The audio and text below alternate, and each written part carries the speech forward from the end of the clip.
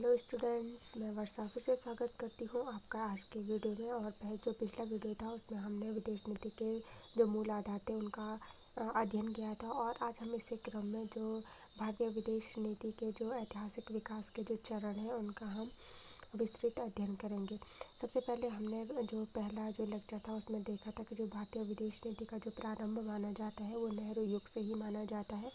तो जो नेहरू की जो विचारधारा थी उसके संबंध में भी कुछ कहते हैं कि जो नेहरू की विचारधारा थी वो आदर्शवादी थी, और कुछ कहते हैं यथार्थवादी थी।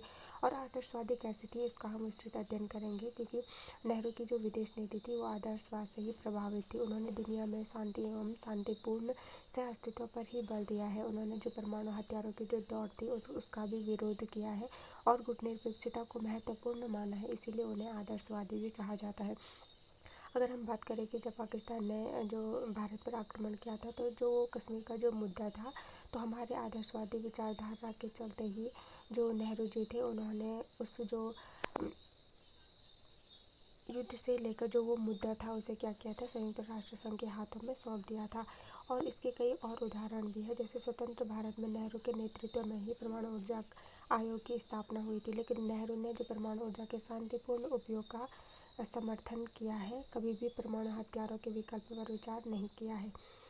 अब हम बात करेंगे कि नेहरू में यथार्थवाद, तो जो नेहरू के पक्ष में है उनका जो तर्क था, उन्होंने कहा कि वस्तुतः किसी भी दुनिया के किसी भी देश के जो विदेश नीति है वो तो ना पूर्ण रूप से आदर्शवादी होती है और ना ही पूर्ण रूप से यथार्थवादी होती है।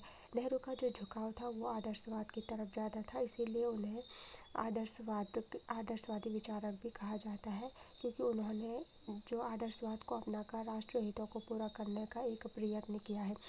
जबकि नेहरू यथार्थवादी थे, क्योंकि उन्होंने भारत के सामाजिक एवं आर्थिक विकास पर मूल बल प्रदान किया है। और क्योंकि स्वतंत्रता के बाद जो देश की सामाजिक और आर्थिक जो स्थिति वो बिल्कुल भी अच्छी नहीं थी, भारत के लिए एक चुनौती के रूप में थी। नेहरू ने देश के आर्थिक विकास का आधारभूत ढांचा तैयार किया था। वर्ष 1962 का जो भारत व चीन युद्ध हुआ था, जो चीन की जो आक्रामक विदेश नीति था उसका ही परिणाम था। वर्ष 1962 के इस युद्ध के दौरान भारत को अमेरिका से सहायता प्राप्त हुई थी, और सोवियत संघ ने भी इस युद्ध में चीन का समर्थन नहीं किया था, तो इससे जो भारत की गुटनिरपेक्षता की नीति थी वो बनी हुई थी। भारतीय विदेश नीति का जो द्वितीय चरण था वो इंदिरा गांधी के टाइम से शुरू होता है। इंदिरा गांधी का जो युग था इसे यथार्थवादी भी कहा जाता है। वर्ष 1962 में चीन के आक्रमण के बाद वर्ष 1964 तथा वर्ष 1964 में चीन द्वारा किए गए परमाणु विस्फोट के बाद भारतीय सुरक्षा के लिए एक गंभीर खतरा उत्पन्न हो गया था। इसीलिए अब भारत में सेना के आकार में भारी वृद्धि की गई एवं सैन्य आधुनिकीकरण पर भी इस टाइम पे बल दिया गया था। अगर हम बात करें कि इंदिरा गांधी के कार्यकाल के दौरान भारतीय विदेश नीति में यथार्थवाद का प्रभावी विकास हुआ था, और वर्ष 1971 के युद्ध में पाकिस्तान को पराजित कर बांग्लादेश का निर्माण भी किया गया था। वर्ष 1974 में भारत का एक शांतिपूर्ण परमाणु विस्फोट भी हुआ था। वर्ष 1975 में सिक्किम का भारत में विलय हुआ था। इंदिरा गांधी ने हिंद महासागर और दक्षिण एशिया में महाशक्तियों के हस्तक्षेप का भी हमेशा से ही विरोध किया है। उन्होंने साम्राज्यवाद और उपनिवेशवाद विरोधी नीति को आगे बढ़ाया है। उन्होंने भी निशस्त्रीकरण का जोरदार समर्थन किया था। तो इस प्रकार हम समझ सकते हैं कि जो द्वितीय चरण था वो क्या था, यथार्थवाद पर ही आधारित था। अब हम अध्ययन करेंगे कि जनता पार्टी के दौरान भारतीय की जो विदेश नीति थी उसकी क्या स्थिति थी। तो मोरारजी देसाई ने अमेरिका के साथ बेहतर संबंध बनाने व विशेष बल दिया था, और जनता पार्टी सरकार ने वास्तविक गुटनिरपेक्षता का नारा भी दिया था, जिसके अंतर्गत जनता पार्टी ने यह बताने का प्रयत्न किया कि जो भारतीय विदेश नीति है उसका झुकाव सोवियत संघ की ओर अधिक है, इसे संतुलित करने की आवश्यकता है और उसे अमेरिका के साथ एक बेहतर संबंध स्थापित करने की आवश्यकता है। इसी का परिणाम था कि जो अमेरिकी जो राष्ट्रपति थे वो समय समय पर उन्होंने भारत की यात्रा की थी। जनता पार्टी के विदेश मंत्री वाजपेयी द्वारा 1977 में चीन की यात्रा भी की गई थी, परंतु चीन में जो वियतनाम आक्रमण हुआ था उसके कारण उन्हें तुरंत वापस लौटना पड़ा। वह चीन के साथ संबंधों के जो सामान्य करने का जो उनका जो प्रयत्न था वो असफल रहा था। अमेरिका और पाकिस्तान की बढ़ती जो मित्रता के कारण भारत और अमेरिकी संबंधों में लगातार दूरी बनती गई।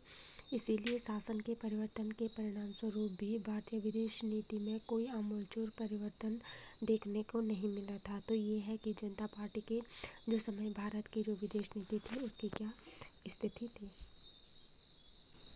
अब हम इसी में आगे अध्ययन करेंगे कि वर्ष 1980 से 1990 तक भारतीय विदेश नीति की क्या स्थिति थी। तो सोवियत संघ के साथ मित्रता को प्रभावी बनाना हम भारतीय विदेश नीति का एक बहुत ही महत्वपूर्ण उद्देश्य रहा है। दक्षिण एशिया तथा हिंद महासागर के क्षेत्र को महाशक्तियों के प्रतिस्पर्धा से दूर रखना, और जो तीसरा उनका जो मुख्य महत्वपूर्ण जो उद्देश्य रहा है वो रहा है विदेश नीति में अमेरिकी विरोध और पश्चिमी विरोध क्या होता लगातार बन रहा था। तो उस विरोध को ख़त्म करना क्या था भारतीय विदेश नीति का एक उद्देश्य था। अब हम बात करेंगे कि जो राजीव गांधी थे उनके दौरान उनके समय में जो भारतीय विदेश नीति थी वो किस प्रकार की रही है।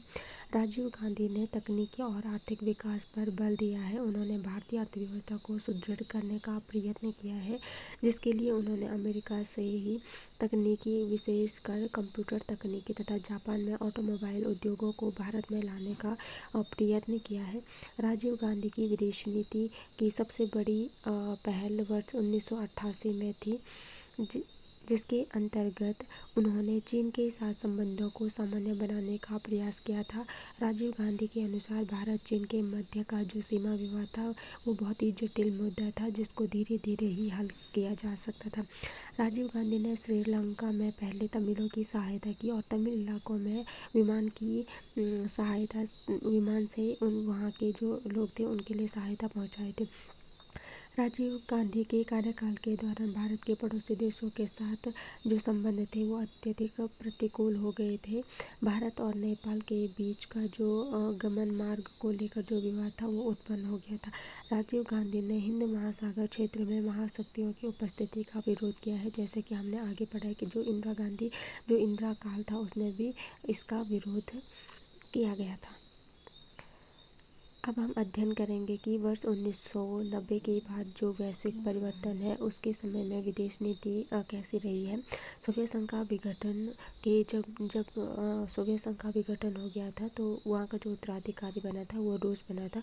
विश्व राजनीति में वैचारिक संघर्ष, शीत युद्ध की जो वैचारिक जो संघर्ष चल रहा था सोवियत संघ और अमेरिका के बीच में, तो शीत युद्ध की समाप्ति हो गई थी। अमेरिका और रूस के मध्य जो बेहतर संबंधों की स्थापना करने का प्रयास किया गया। इसी बीच जो क्षेत्रीय आर्थिक जो संगठन है उनका भी विकास हुआ।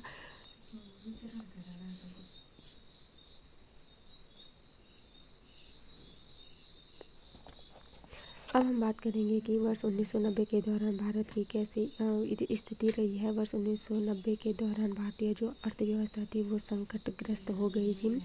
भारत के समक्ष भुगतान के संतुलन का एक संकट उत्पन्न हो गया था। सोवियत संघ के विघटन के आयात निर्यात के भी संकट उत्पन्न हो गया था। Thank you.